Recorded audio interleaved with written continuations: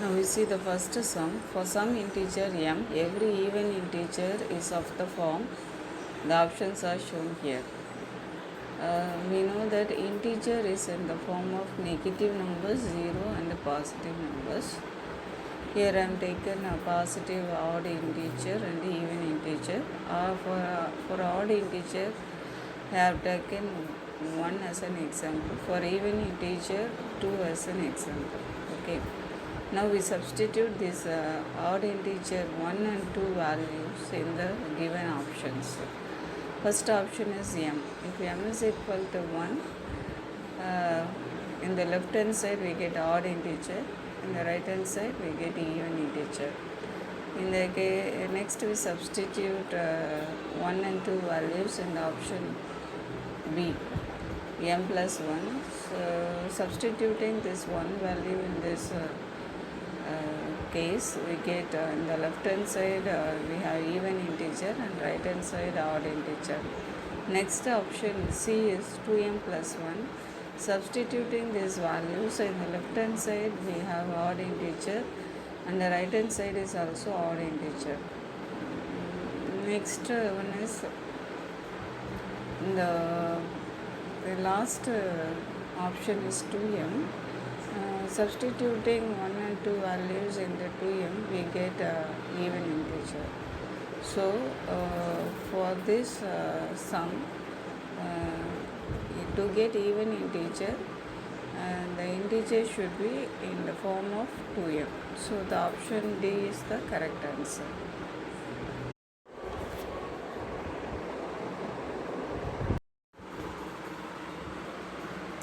Now we see the second sum.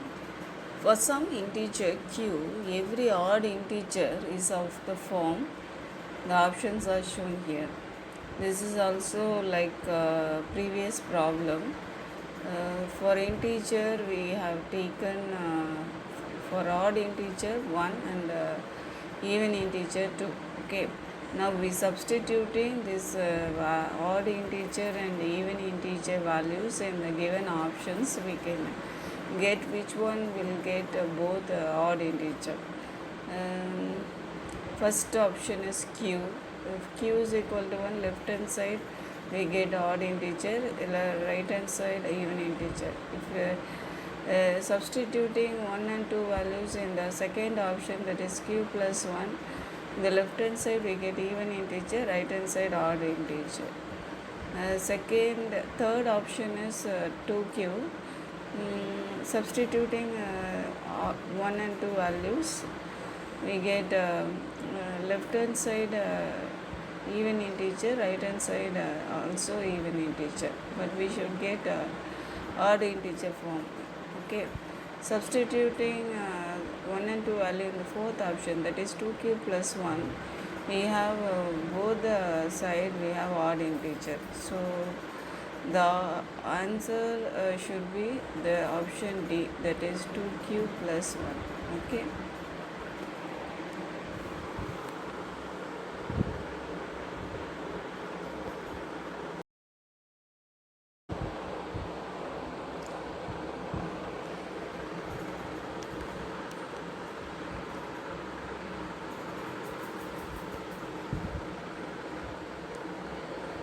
Now we see the third sum. N square minus 1 is divisible by 8 if n is an integer, a natural number, an odd integer, an even integer.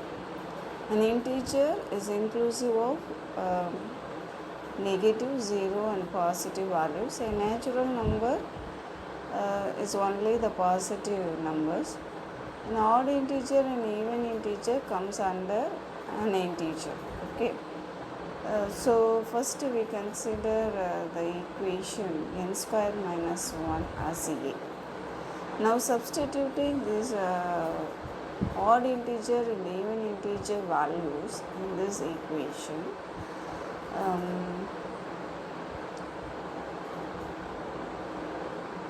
n is equal to even form. We already know that if any integer, it should be, if any integer is even, it should be in the form of 2m. Okay. Substituting this 2m value in this equation, we have 4m square minus 1. So it is not divisible by 8. Next, we substitute an odd integer form, that is 2m plus 1 in this equation. We have 4m into m plus 1. Okay, that is divisible by 4. Any number is divisible by 4, that is also divisible by 8. Okay, so n is n square minus 1 is divisible by 8 if n is an odd integer. Okay, so the answer is an odd integer.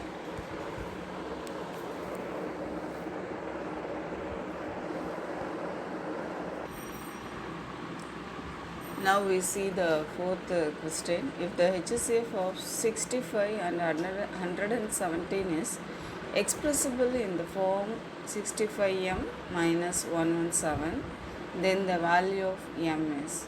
The options are shown here. Now we see the answer. First, we find the HCF of 65 and 117 by Euclid's division algorithm.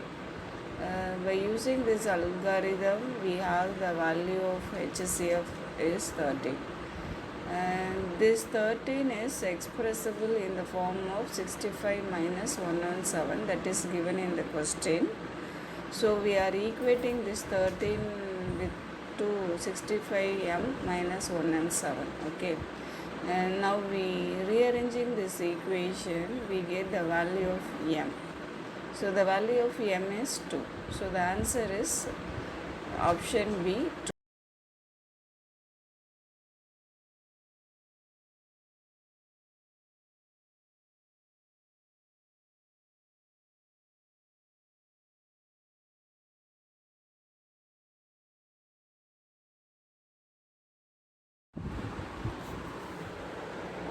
Now we see the largest number which divides 70 and 125, leaving remainders 5 and 8 respectively is.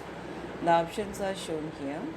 Now we see the answer for this sum. The largest number which divides 70 and 125, leaving the remainders 5 and 8 respectively. So first we have to get the complete divisible number. To get the complete divisible number, first we have to subtract this remainders from the respective numbers. So first we do the first step, subtraction step. So 70 minus 5 is equal to 65 and 125 minus 8 is equal to 117. Now we have the complete divisible number. Okay, now we have to find out the HCF of these two numbers. That is the answer for this question. Okay, 65 and 117. This HCF we already find out in the fourth sum, that is value is 30. Okay, this value can be find out by Euclid's division lemma. So the answer for this fifth sum is option A, 30.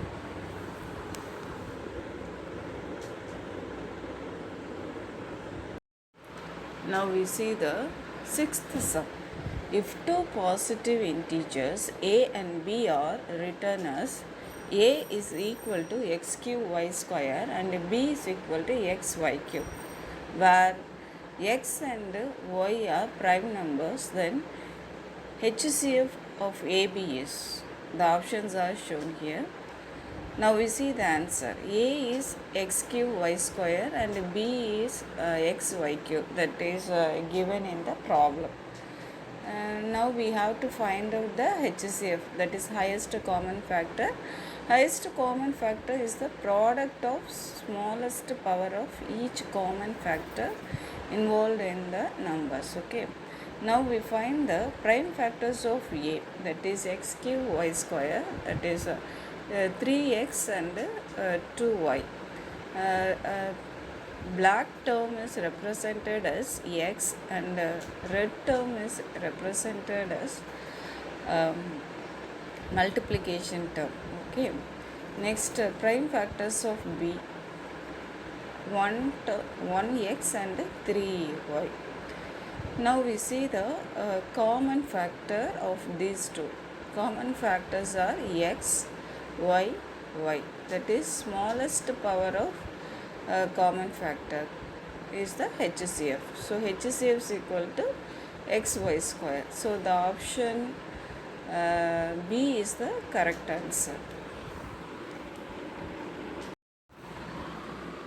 Now we see the seventh sum. If two positive integers p and q can be expressed as p is equal to ab square and q is equal to aqb, where a and b being prime numbers, then LCM of PQ is equal to. The options are shown here. Now we see the answer. First we see what is LCM. LCM is the product of greatest power of each common factor involved in the numbers. Okay. The numbers here the P is equal to AB square, Q is equal to AQB. Now we find the prime factors of P. P is equal to AB square, that is 1A and 2B. Prime factors of Q is equal to AQB, 3A and 1B. Now we see the greatest power of A first. Greatest power of A is involved in the second term, that is AQ. Okay. And next B, the greatest power of B is 2, so B square. So the least common factor is equal to AQ B square, that is the answer. The option is in C. So C is the correct answer. Now we see the eighth sum. The product of a non-zero rational number and an irrational number is. The options are shown here. We know that product of irrational number and irrational number is rational number. Product of rational number and rational number is equal to rational number. Product of rational number and irrational number is an irrational number. So the option A is the correct answer. It is always irrational.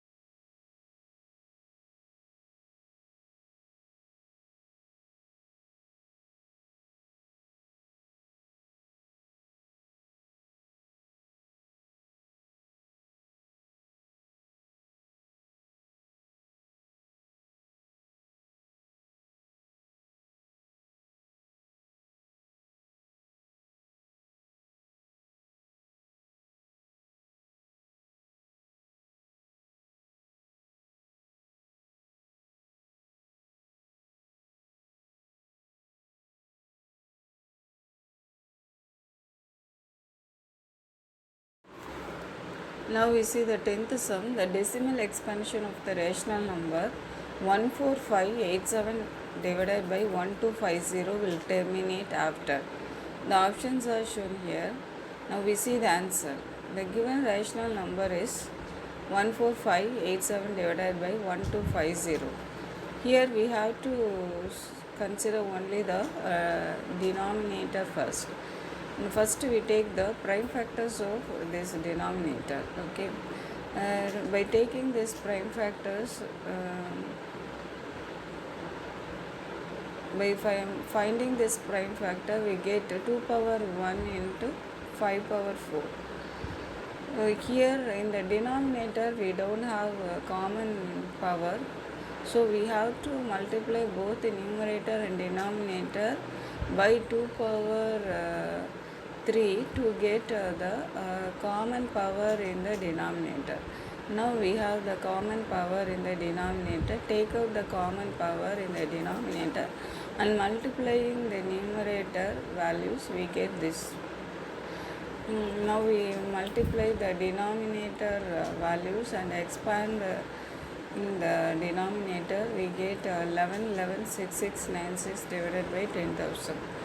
So because of this 10,000 in the denominator, we will have 4 decimal points. That's the answer.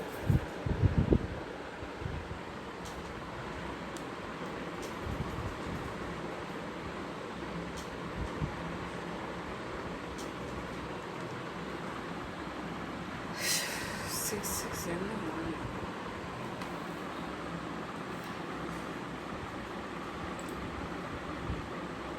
6606.